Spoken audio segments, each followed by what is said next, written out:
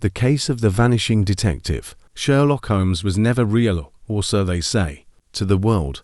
He was simply the brilliant creation of Sir Arthur Conan Doyle, a fictional detective who enthralled readers with his sharp mind and eccentric methods.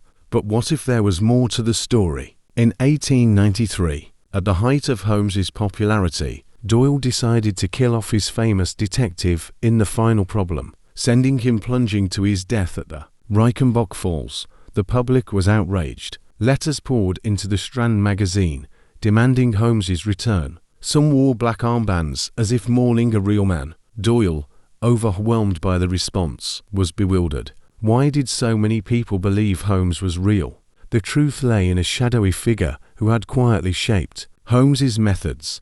Dr. Joseph Bell, Doyle's former professor at the University of Edinburgh, was a surgeon with an extraordinary ability to deduce facts about people at a glance. Bell could determine a patient's occupation, habits, and even their recent travels just by observing them. Doyle, inspired by his mentor, used Bell as the model for Holmes. But here's where the line between fiction and reality blurs. Bell himself assisted the police in several investigations. In one case, he helped identify the murderer of a woman in Scotland, using forensic logic that mirrored Holmes's own deductions. Some even whisper that Bell was consulted on the infamous Jack the Ripper case, though history remains unclear on his role.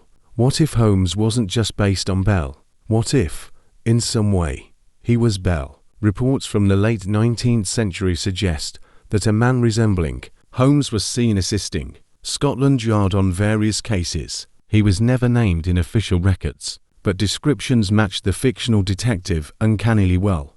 A tall man with a piercing gaze, dressed impeccably, often found in deep thought over crime scenes. Could Doyle have known a real-life Holmes and simply disguised him in fiction? Doyle himself remains secretive on the subject, even when he resurrected Holmes in The Adventure of the Empty House due to public demand. He gave little explanation for Holmes's survival, just as if the detective had vanished and reappeared in real life, too. So, was Sherlock Holmes purely a fictional character, or was he a reflection of a hidden reality? Perhaps the greatest mystery of all is not one Holmes solved, but one he left behind his own existence.